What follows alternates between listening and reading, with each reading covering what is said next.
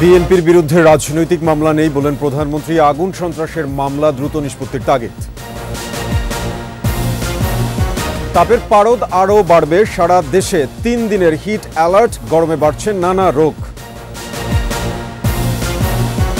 বিচ্ছিন্ন সংঘর্ষ ও কেন্দ্র দখল, লোকসভা নির্বাচনের প্রথম ধাপে ভোট গ্রহণ সম্পন্ন।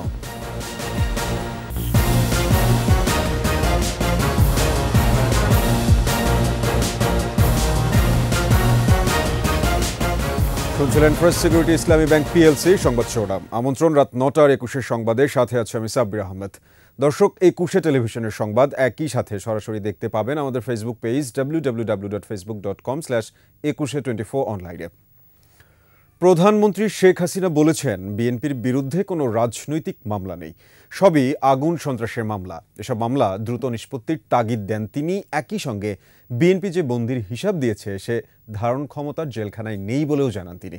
কৃষক লীগের সাথে শুভেচ্ছা বিনিময়ের সমবায় ভিত্তিক কৃষি ব্যবস্থায় পরিকল্পনার কথা জানান প্রধানমন্ত্রী। প্রণব চক্রবর্তীর রিপোর্ট। বাংলাদেশ আওয়ামী লীগের সহযোগী সংগঠন বাংলাদেশ কৃষক লীগের 52তম প্রতিষ্ঠাবার্ষিকী। এ উপলক্ষে সকালে গণভবনে প্রধানমন্ত্রী ও আওয়ামী লীগ সভাপতি শেখ হাসিনার সাথে শুভেচ্ছা বিনিময় করেন কেন্দ্রীয় নেতারা। বক্তব্যে প্রধানমন্ত্রী বলেন, আমাদের অর্থনীতি কৃষি নির্ভর, তাই জাতির পিতার পদাঙ্ক অনুসরণ করেই আওয়ামী লীগের সিদ্ধান্ত, দেশের 1 ইঞ্চি জমিও অনাবাদি থাকবে না। ওই সমবায় ফিরতে হবে, সমবায় করতে হবে। যদিও সমলয়ে উৎপাদন হচ্ছে, কিন্তু এটার স্থায়িত্ব তেমন কোনো কাঠামোগত খুব একটা প্রতিষ্ঠান হিসেবে গড়ে ওঠেনি। আমরা যদি আমাদের কৃষকদের উৎসাহিত করতে পারি আর এইভাবে চাষ করে এবং যান্ত্রিকীকরণ করতে পারি, তাহলে এই মেশিনগুলি কেনা থাকবে, সমবায়ের অধীনে থাকবে, রক্ষণাবেক্ষণ থাকবে। যে যখন ব্যবহার করবে তারা ওই ব্যবহার করার জন্য তেলের দামটা দিয়ে ব্যবহার করবে, তাহলে তার কৃষি শ্রমিক পাওয়া যায় না বা চাষ করা যায় না। দেশ এখন খাদ্য ঘাটতি কমিয়ে খাদ্যে উদ্বৃত্ত জানিয়ে সমালোচকদের উদ্দেশ্যে প্রধানমন্ত্রী বলেন, উন্নয়ন হয়েছে বলেই দেশের মানুষ নুন ভাত নয়, এখন মাছ মাংসের দাম নিয়ে চিন্তা করে। যেখানে মানুষ একবেলা খাবার জোটাতে পারতো না, এখন তাদের চিন্তা মাছ, মুরগি, ডিম, গরু মাংসের দাম কেন বাড়লো, খাসির মাংসের দাম কেন বাড়লো, এটাই তো। অন্তত একটু উন্নতি তো হয়েছে, সেটা তো স্বীকার করতে হবে। যারা আমাদের ব্যাপকভাবে সমালোচনা করেন তাদের তো এই জিনিসটা তো আনতে হবে। আওয়ামী লীগ সভাপতি বলেন, বিএনপির বিরুদ্ধে কোনো রাজনৈতিক মামলা নেই, আগুন সন্ত্রাসের মামলা নিষ্পত্তির তাগিদ দেন তিনি। ওদের মধ্যে কোনো মামলা তো পলিটিক্যাল মামলা না, প্রত্যেকটা মামলা হচ্ছে অগ্নি সন্ত্রাসের মামলা। যারা এগুলি করবে তাদের মধ্যে মামলা হবে না? তাদেরকে কি মানুষ পূজা করবে? তবে এই মামলাগুলো আরও দ্রুত শেষ করে এগুলির শাস্তিগুলি আরও দিয়ে দেওয়া উচিত, তাহলে এই কান্নাকাটি কমতে পারবে। রায় মিথ্যা কান্নাকাটি করবে, সব জায়গায় বলে 60 লক্ষ লোক নাকি গ্রেপ্তার। 60 লক্ষ তো আমাদের ধারণ ক্ষমতাও নেই জেলে। তারপর যদি বাদ দিয়ে যতজন ধারণ ক্ষমতা, যত জেলে আছে যারা, তার মানে তারা সবাই বিএনপির ক্রিমিনাল, এটাই তো তারা বলতে চাচ্ছে। তার মানে এই বাংলাদেশের যত অপরাধ, সে অপরাধের সবই করে বিএনপি। আমরা প্রতিশোধ নিতে ব্যস্ত থাকিনি, আমরা আমাদের সব শক্তি মেধা লাগাচ্ছি দেশের মানুষের উন্নয়নে। বিশ্ব যুদ্ধাবস্থায় জাতীয় উৎপাদন ও মজুদ বাড়ানোর নির্দেশ দেন প্রধানমন্ত্রী। আমাদেরকে আমাদের উৎপাদন বাড়াতে হবে, আপৎকালীন সময়ের মজুদ রক্ষা করতে হবে। প্রণব চক্রবর্তী, 21 টেলিভিশন, ঢাকা। তাপদাহে পুড়ছে দেশ, এমন পরিস্থিতিতে তাপের পারদ আরও বাড়তে পারে বলে জানিয়েছে আবহাওয়া অফিস। সারা দেশে জারি করা হয়েছে 3 দিনের হিট অ্যালার্ট। আজ মৌসুমের সর্বোচ্চ তাপমাত্রা ছিল চুয়াডাঙ্গায় 41.3 ডিগ্রি সেলসিয়াস। এদিকে হাসপাতালে বাড়ছে গরমজনিত রোগে আক্রান্তের সংখ্যা। সহকর্মীদের সহায়তায় মাসুমা লিসার প্রতিবেদন। এক সপ্তাহ ধরে তাপের পারদ 38 থেকে 41 ডিগ্রির মধ্যে ওঠানামা করছে। আবহাওয়া অফিস বলছে তাপমাত্রা আরও বাড়তে পারে। সারা দেশে জারি করেছে হিট অ্যালার্ট।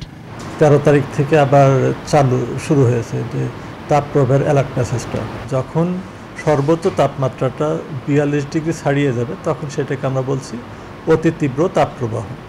বর্তমানে যে অবস্থা দেখা যাচ্ছে, ঢাকা, রাজশাহী, খুলনা এবং বরিশাল বিভাগের উপর দিয়ে মৃদু থেকে তীব্র তাপপ্রবাহ বয়ে যাচ্ছে। বৈশাখের প্রথম 4 দিনে রাজশাহীতে তাপমাত্রা বেড়েছে 3 ডিগ্রি সেলসিয়াস। শুক্রবার রাজশাহীতে সর্বোচ্চ তাপমাত্রা 41.0 ডিগ্রি সেলসিয়াস রেকর্ড করা হয়। তাপদাহে বেলা বাড়ার সাথে সাথে ফাঁকা হয়ে যাচ্ছে রাস্তাঘাট। জ্বর, ডায়রিয়া সহ নানা রোগে আক্রান্ত হচ্ছে অনেকে। রোদের তাপমাত্রা অনেক বেশি, একটু পরে পরে আমাদেরকে পানি খাইতে হচ্ছে। বাতাসে জলীয় বাষ্পের পরিমাণ কমে যাওয়ায় রাজশাহী অঞ্চলে তাপমাত্রা বাড়ছে, যা আরও কিছুদিন অব্যাহত থাকবে বলছেন আবহাওয়াবিদ। মৃদু থেকে মাঝারি তাপপ্রবাহ বয়ে যাচ্ছে এবং আগামী আরও কয়েকদিন এইরকম তাপপ্রবাহ বিরাজমান থাকতে পারে। শুক্রবার চুয়াডাঙ্গায় সর্বোচ্চ তাপমাত্রা রেকর্ড হয়েছে 41.3 ডিগ্রি সেলসিয়াস। তাপপ্রবাহের কারণে জনজীবন প্রায় বিপর্যস্ত। প্রয়োজন ছাড়া কেউই ঘর থেকে বের হচ্ছে না। দুপুরে যে বাতাসটা হচ্ছে, এই বাতাসে মনে হচ্ছে যে কারেন্ট শর্টে মানুষের মুখ পুড়ে যাচ্ছে। গরমে অতিষ্ঠ হয়ে যাচ্ছে, রাত্রে ঘুমও শান্তি পাচ্ছি না, জনজীবন পুরাই অতিষ্ঠ। চুয়াডাঙ্গা সদর হাসপাতালে শিশু ও বয়স্ক রোগীর ভিড় বেড়েছে। জরুরি প্রয়োজনে বের হলে ছাতা ও ক্যাপ ব্যবহারের পরামর্শ চিকিৎসকদের। কোনো রোগী যদি হুট করে ফেইন্ট হয়ে যায়, মানে আনকনশিয়াস অবস্থায় চলে যায়, তাহলে রোগীকে প্রচুর পরিমাণে পানি ঢালুন এবং নিকটস্থ হাসপাতালে নিয়ে আসুন। তাপপ্রবাহে কুষ্টিয়ায় হাঁসফাঁস জনজীবন। পানির স্তর নিচে নেমে যাওয়ায় সেচ যন্ত্রে পানি উঠছে না। অতিরিক্ত গরমের কারণে রিক্সালি রোডে থাকতে পারছি না গো। রাস্তাঘাটে আমরা খুব পেরেশান হয়ে যাচ্ছি। তাপমাত্রা আর বোরিংয়ে পানি উঠছে না, আমাদের ক্ষতি হচ্ছে। ময়মনসিংহেও তীব্র গরমে জনজীবন বিপর্যস্ত। ডায়রিয়া সহ গরমজনিত রোগে আক্রান্তে চাপ বেড়েছে হাসপাতালে। গরমের জন্য মানুষ যাতায়াত কম, যাত্রীর সংখ্যা কম। গরম থেকে সমস্যা হয়েছে, কালকে সারাদিন কিছু খাই নাই। গরমের জন্য হিট স্ট্রোক সহ ডায়রিয়ার সংখ্যা কিছুটা বৃদ্ধি পেয়েছে। এই গরমে স্যালাইন সহ তরল জাতীয় খাবার বেশি করে খাওয়ার পরামর্শ দিচ্ছেন চিকিৎসকরা। মাসুম আলিসা, একুশে টেলিভিশন। ভারতে 18তম লোকসভা নির্বাচনের প্রথম ধাপের ভোট গ্রহণ শেষ। 21 রাজ্যের 102টি আসনে ভোট পড়েছে 50% বেশি। পশ্চিমবঙ্গ সহ বিভিন্ন রাজ্যে ঘটেছে বিচ্ছিন্ন সহিংসতা। আশরাফ শুভর রিপোর্ট। বিশ্বের সবচেয়ে বড় গণতান্ত্রিক দেশ ভারতের জাতীয় সাধারণ নির্বাচনের পর্দা উঠেছে। শুক্রবার সকাল 7টা থেকে সন্ধ্যা 6টা পর্যন্ত 7 ধাপের নির্বাচনের প্রথম পর্বের ভোট হয়। ভারতীয় নির্বাচন কমিশনের তথ্য মতে 21 রাজ্যের মধ্যে সবচেয়ে বেশি ভোট পড়েছে পশ্চিমবঙ্গে। দ্বিতীয় অবস্থানে রয়েছে ত্রিপুরা। বিভিন্ন রাজ্যে বিক্ষিপ্ত সহিংসতা ও ভোট কেন্দ্রে হামলার ঘটনা ঘটেছে। মধ্যাঞ্চলীয় রাজ্য ছত্তিশগড়ের একটি কেন্দ্রের কাছে গ্রেনেড বিস্ফোরণে এক নিরাপত্তা কর্মী আহত হন। হামলা হয় মণিপুরের একটি ভোট কেন্দ্রে। পশ্চিমবঙ্গের কোচবিহারে 2 ডজন সহিংসতার অভিযোগ দায়ের করেছে তৃণমূল কংগ্রেস ও বিজেপি। উত্তরপ্রদেশে ক্ষমতাসীন বিজেপির বিরুদ্ধে কয়েকটি বুথ দখলের অভিযোগ তুলেছেন বিরোধীরা। তবে নাগাল্যান্ডের 6 জেলার ভোট প্রদানের হার প্রায় শূন্যের কোটায়। আলাদা প্রশাসন এবং আর্থিক খাতে আরও বেশি স্বায়ত্তশাসনের দাবিতে রাজ্যটিতে ভোট বর্জনের ডাক দেয় eastern Nagaland peoples organisation. Ashraf Shuvo, Ekushey television. নিচ্ছে সংবাদ বিরতি। যখন ফিরছি তখন অন্যান্য খবরের সঙ্গে আরও থাকছে। বাজারে বেড়েছে সবজির দাম। সয়াবিন তেল বিক্রি হচ্ছে আগের দামে। দেখছেন রাত 9টার 21 সংবাদ। আন্দোলনে ব্যর্থ হয়ে মহা বিপদে বিএনপি। দলের হাল ধরার কেউ নেই, তারা এখন পথহারা পথিক বলে মন্তব্য করেছেন আওয়ামী লীগ সাধারণ সম্পাদক ওবায়দুল কাদের। রাজধানীর কেআইবিতে কৃষক লীগের প্রতিষ্ঠাবার্ষিকী আলোচনায় তিনি বলেন, বিএনপিকে নিয়ে মাথা ব্যথার কারণ তারা জঙ্গিবাদের পৃষ্ঠপোষক, অর্থ পাচার ও দুর্নীতির রাজা। এদেশের উন্নয়ন অগ্রগতির পথে প্রধান অন্তরায় বিএনপি, তাদের প্রশ্রয় দেওয়া যাবে না। বাংলাদেশকে আরও এগিয়ে নিতে এই অপশক্তিকে রুখে দেওয়ারও আহ্বান জানান ওবায়দুল কাদের।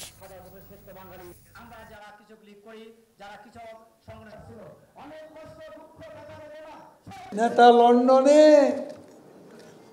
কর্মীরা হতাশ, কি করবে? হাল ধরার কেউ নেই। বিএনপি পথ হারা পথিকের মতো দিশেহারা। এই দলের ভবিষ্যৎ আছে বলে এই দলের কর্মীরাও বিশ্বাস করে। বাংলাদেশকে আরো এগিয়ে নিয়ে যেতে এই অপশক্তিকে রুখতে হবে। সিন্ডিকেটের মাধ্যমে কেউ যেন কৃষকদের ন্যায্য মূল্য থেকে বঞ্চিত করতে না পারে সে বিষয়ে নজরদারির নির্দেশ দিয়েছেন কৃষি মন্ত্রী ডক্টর আব্দুস শহীদ। সুনামগঞ্জ সদর উপজেলা লক্ষণশ্রী ইউনিয়নে কৃষকদের মাঝে কম্বাইন হারভেস্টার মেশিন বিতরণ ও বোরো ফসল কাটার উদ্বোধন করেন তিনি। পরে সাংবাদিকদের বলেন, সুনামগঞ্জ প্রকৃতির ঝুঁকিপূর্ণ জেলা, এখানে বন্যা ও খরা হয় বেশি, তাই কৃষকরা যেন ধানের ন্যায্য মূল্য পান সে বিষয়ে কর্মকর্তাদের নজরদারি অব্যাহত রাখার নির্দেশনা দেন কৃষিমন্ত্রী।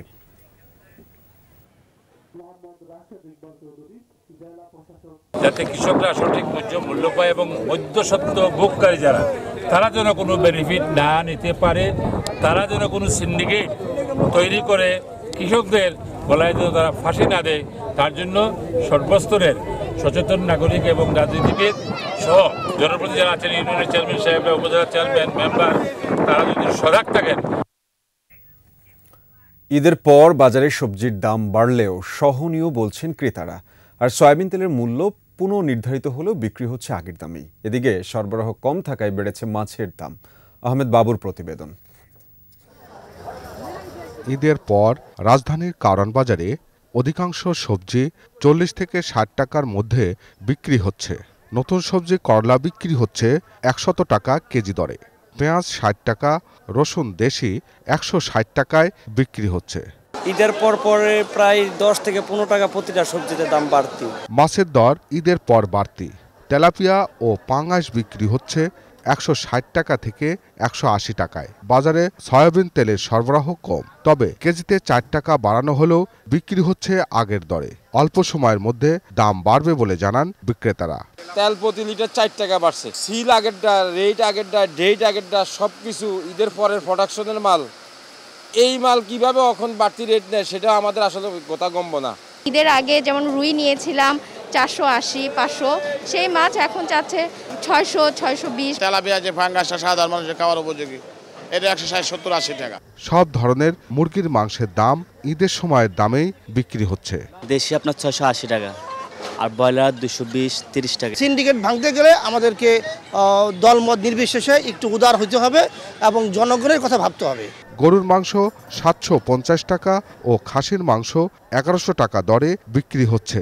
গরুর দাম তো এখন আরো বাড়বে, সামনে তো আরো কম ছিল, 580 টাকা, 600 টাকা, 650 টাকাও ছিল। বাইরের সাথে কম্পেয়ার করলে মনে হয় একটু কম হলে ভালো হতো। তবে মাংসের দাম বাড়বে বলেও জানান বিক্রেতারা। আহমদ বাবু, 21 টেলিভিশন, ঢাকা। নিচ্ছি সংবাদ বিরতি, যখন ফিরছি তখন অন্যান্য খবরের সঙ্গে আরও থাকছে। ইরানে ক্ষেপণাস্ত্র হামলা চালিয়েছে ইসরায়েল, 3টি ড্রোন ভূপতিতের দাবি তেহরানের। দর্শক, শেষ করছি প্রাণী সম্পদ মেলার খবর দিয়ে। শেষ হলো দেশের বৃহত্তম প্রাণী সম্পদ মেলা। কয়েক হাজার খামারি তাদের গবাদি পশু, হাঁস, মুরগি ও শখের পোষা প্রাণী প্রদর্শন করেন মেলায়।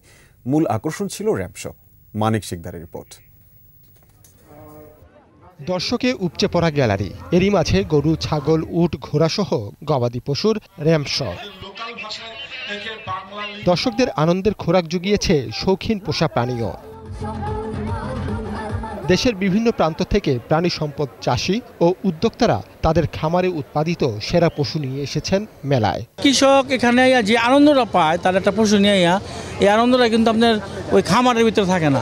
শুধু আমিষের চাহিদা পূরণ নয়, হাঁস মুরগি এখন শখের পোষা প্রাণী হিসেবেও বিক্রি হচ্ছে। চাকরির পেছনে না ঘুরে অনেক তরুণ এখন সফল উদ্যোক্তা।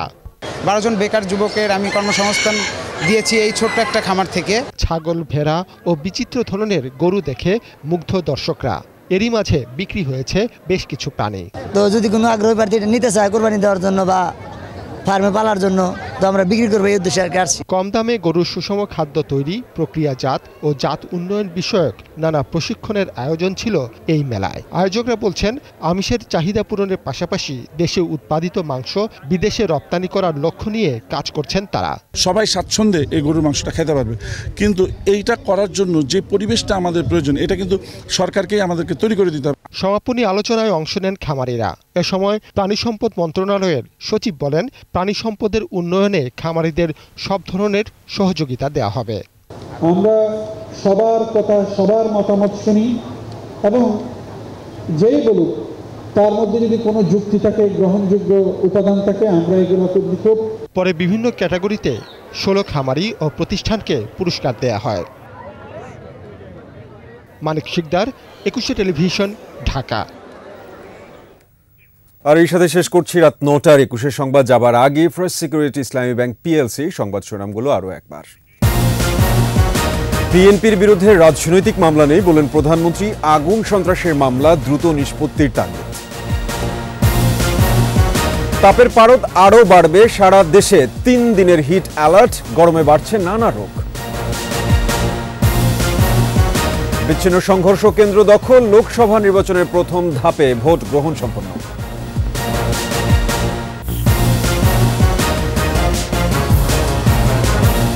দর্শক, সর্বশেষ খবর জানতে ডায়াল করুন 202 নম্বরে আর ভিজিট করুন 21-tv.com এই ওয়েবসাইটে। এছাড়া ফেসবুকে লগ ইন করতে পারেন facebook.com/2124 অনলাইনে। পরের সংবাদ রাত 11টায় দেখার আমন্ত্রণ রইল। 21-এর সাথেই থাকুন।